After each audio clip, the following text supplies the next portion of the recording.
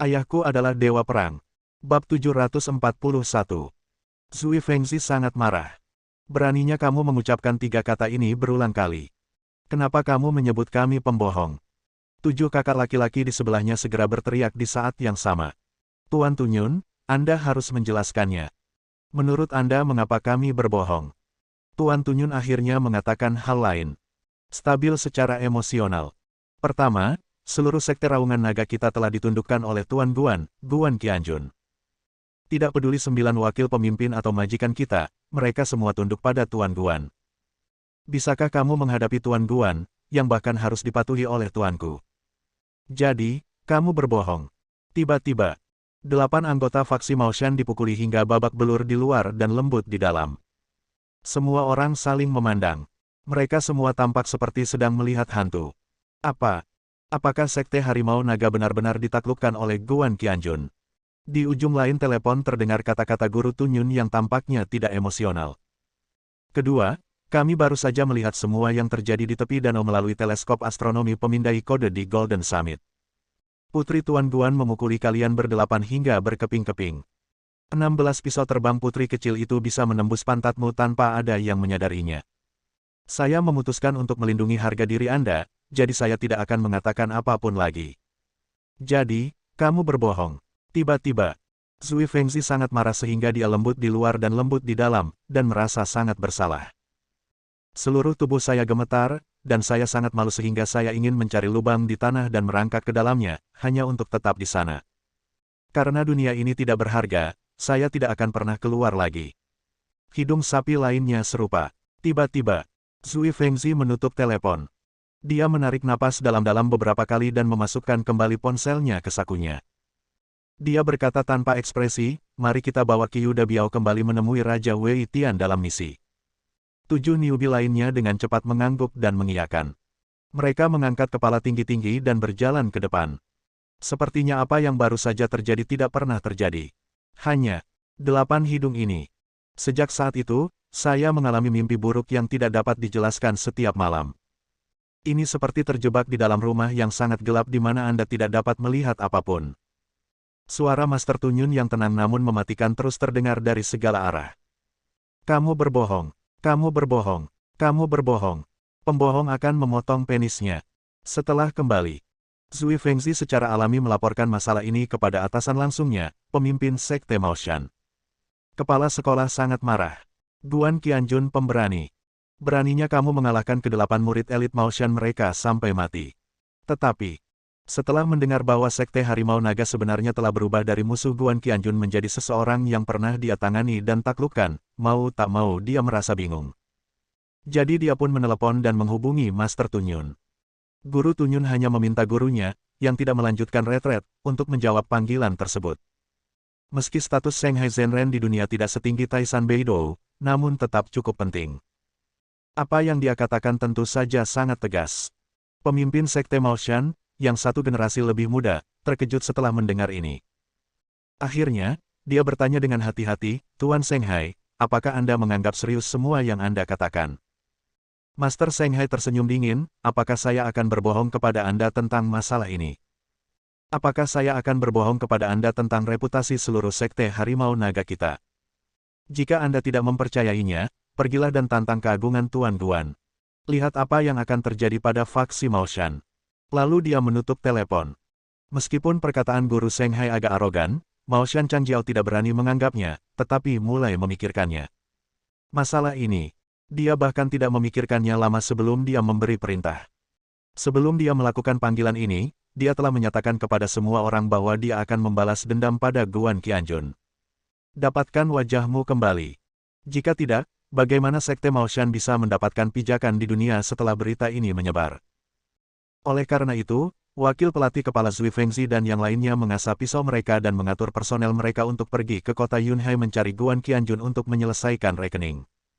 Kemudian, ketika sekte Maoshan sedang mengamuk, perintah kepala sekolah diturunkan dan dia segera menuangkan baskom besar berisi air dingin ke kepala mereka. Semua orang bingung.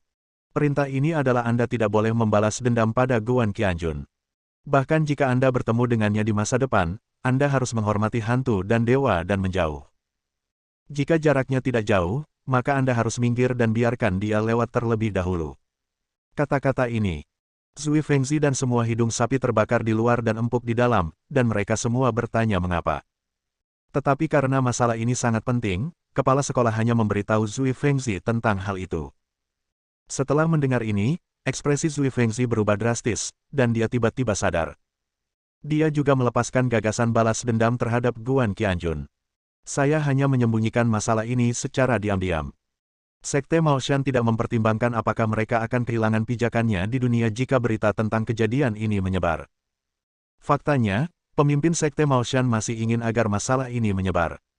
Jika tersiar kabar, bahkan jika Sekte Maoshan disuruh berbaring di tanah dan dimakan kotoran oleh bos besar, itu akan menjadi suatu kehormatan. Di sisi lain, Guan Qianjun membawa putrinya kembali ke kota Yunhai dengan pesawat. Kembali ke Tianzhuang, dia juga menggunakan bendera pemanggilan roh untuk sepenuhnya menyerap sisa racun di pembuluh darah naga hitam. Belum merasa lega, dia menyerap energi spiritual Vena Naga dan dengan hati-hati merasakan alirannya. Setelah memastikan bahwa tidak ada racun, dia membiarkan Qian Qianyi duduk di atas mata naga. Kali ini, tidak ada gunanya bendera pemanggilan roh. Kegunaan bendera spiritual adalah untuk menyerap energi spiritual secara terkendali agar urat spiritual tidak rusak. Tapi sekarang, seluruh aura urat naga-naga hitam harus disalurkan ke putriku. Guan Qianjun tentu saja ingin menggunakan metode yang lebih mendominasi. Sama seperti saat Qian menyerap aura Vena harimau. Guan Qianjun juga menciptakan perisai pelindung seperti permata hitam. Dia menggunakan metode mematahkan pikiran tentara untuk menciptakan kekuatan hisap yang kuat di perisai pelindung, yang segera menyerap semua energi spiritual yang tersisa di pembuluh darah naga dan membentuk pusaran tajam di perisai pelindung. Di bawah bimbingan Guan Qianjun, energi spiritual dengan cepat menembus tubuh Qian. Aura naga hitam dan aura harimau hitam dengan cepat bergabung menjadi satu dan terus beroperasi di anggota badan dan tulang Qian. Meskipun aura macan hitam dan aura naga hitam merupakan sisa dari urat naga yang rusak, bagi seseorang, kedua aura yang tersisa ini masih sangat kuat. Jika itu adalah seorang ahli biasa, bahkan seorang praktisi yang relatif mahir, jika dia menyerap semuanya, dia tidak akan mampu menanggungnya dan tubuhnya akan meledak dan mati. Tetapi, Guan Qianjun menggunakan teknik pikiran Pojun untuk secara paksa menekan energi spiritual yang belum dapat diserap sepenuhnya ke kedalaman Qian dan Tian.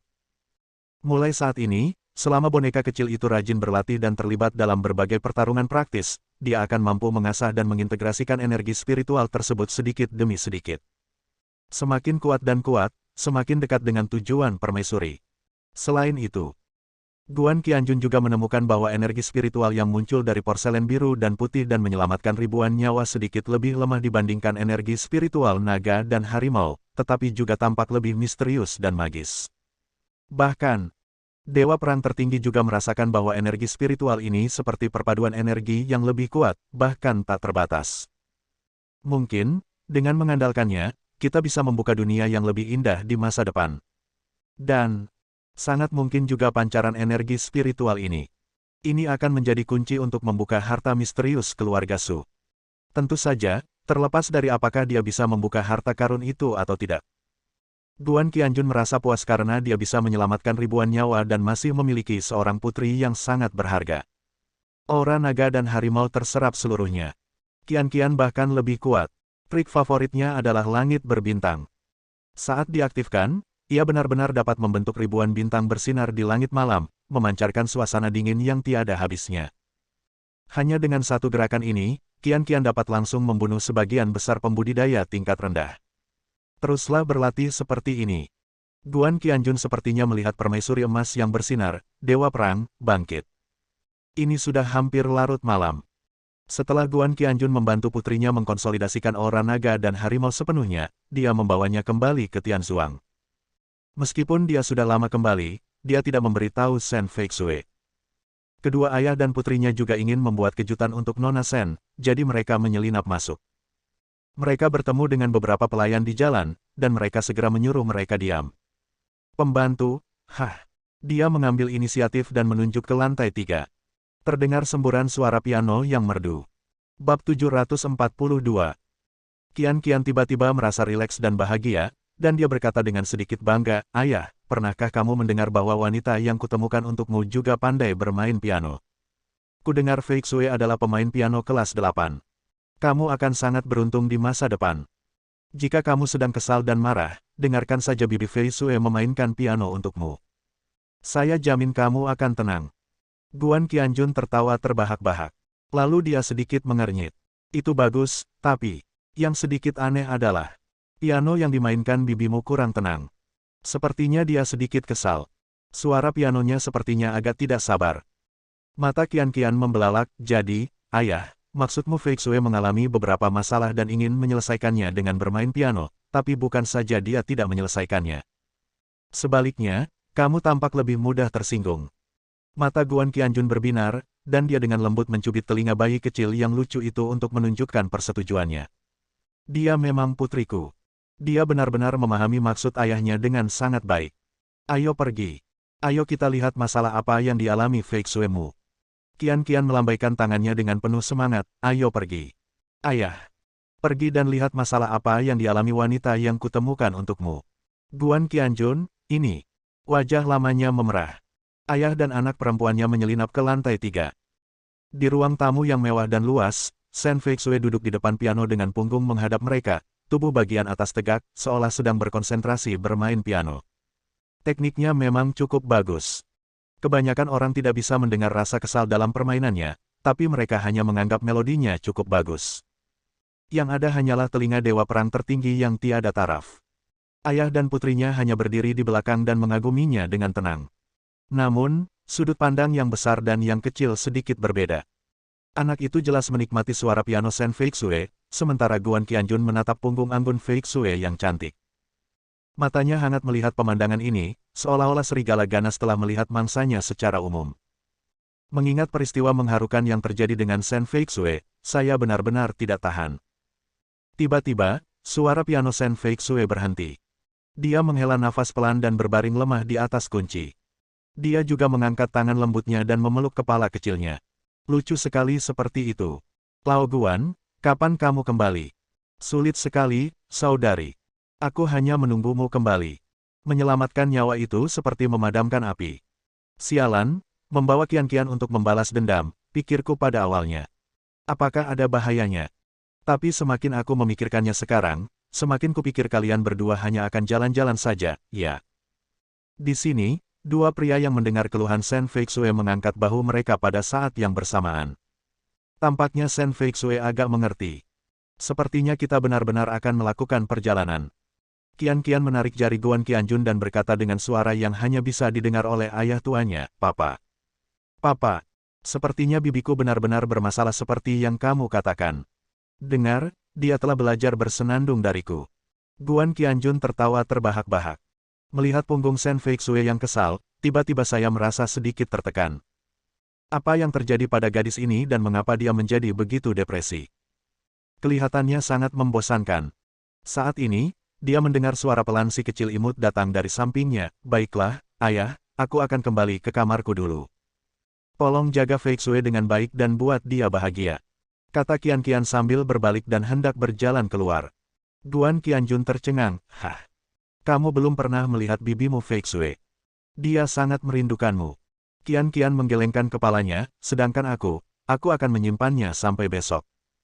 Bibi Fei Xue pasti ingin lebih sering bertemu ayah sekarang. Dia pasti punya banyak hal untuk dikatakan kepadamu.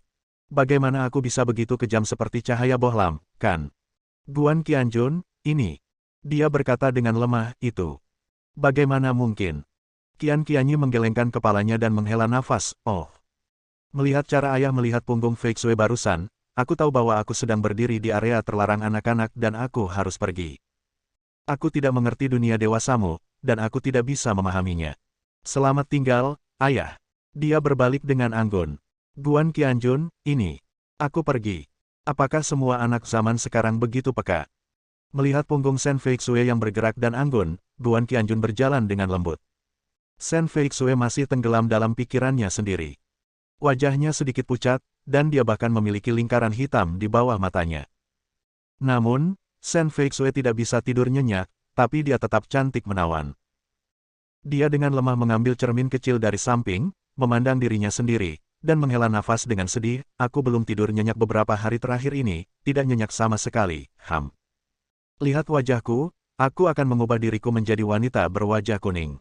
Lihat mataku, ada banyak kalangan di masyarakat, dan aku bisa keluar darinya. Satu-satunya lingkaran yang aku tidak bisa keluar darinya adalah itu hanya lingkaran hitam di bawah mataku. Tidak, nenek, aku harus bersemangat. Aku tidak boleh terlalu dekaden. Pasti ada cara untuk mengalahkan jurus musuh sialan ini.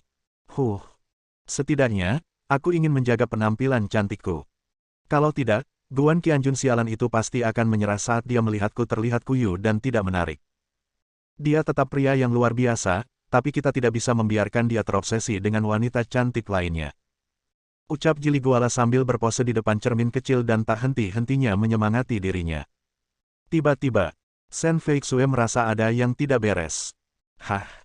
Dia masih memegang cermin di satu tangan untuk melihat dirinya sendiri, menggosok matanya kuat-kuat dengan tangan yang lain, lalu memiringkan cermin sedikit ke samping. Masih tidak percaya. Sedikit bengkok lagi. Apa-apaan? Tiba-tiba dia melihat pemandangan aneh terpantul di cermin. Di belakangnya, seringai tiba-tiba muncul. Seringai ini cukup menakutkan. Dua jari mengangkat sudut mulut, menariknya ke kiri dan ke kanan, dan menjulurkan lidah sebanyak mungkin. Matanya terbuka lebar hingga dia terus memutar matanya. Semula, di tengah malam, seseorang sedang bermain piano dan melihat ke cermin sendirian di aula kosong. Tiba-tiba, wajah menakutkan muncul di cermin. Bahkan Shen Feixue seharusnya sangat ketakutan hingga dia berteriak. Alasan mengapa dia tidak berteriak adalah karena seringai itu terasa familiar. Dan sebenarnya itu tidak menakutkan sama sekali. Apakah seringai itu dibuat oleh orang yang bekerja sangat keras? Akhirnya, Shen Feixue masih memutuskan. Dia berteriak memilukan, tiba-tiba menoleh, lalu memecahkan cermin kecil di tangannya. Kemudian, dia berteriak dengan suara yang menggetarkan, "Hantu! Hantu itu datang!" Kata-kata ini membuat takut para pengawal di bawah dan bergegas ke atas. Ketika mereka melihat siapa yang berdiri di dalam, mereka segera turun. Pastikan itu bukan hantu. Paling, itu adalah hantu yang sudah mati. Guan Qianjun tidak tahu apakah harus tertawa atau menangis, dan dengan cepat meraih cermin kecil di tangannya. Dia memelototi Shen Feixue, "Hei, gadis-gadis, apakah kamu melakukan ini dengan sengaja?" Shen Feixue sebenarnya tidak menyangkalnya, tetapi berkata dengan getir, "Siapa yang menyuruhmu bersembunyi di belakangku dan menakut-nakuti orang? Tahukah kamu bahwa menakut-nakuti orang sampai mati di tengah malam itu mudah? Aku ingin memberimu pelajaran, goblok sia. Kamu bereaksi sangat baik dan benar-benar menangkap cerminku. Kupikir wajahmu akan memar." Guan Qianjun menghela nafas, ini benar-benar hati wanita paling beracun. Bersambung.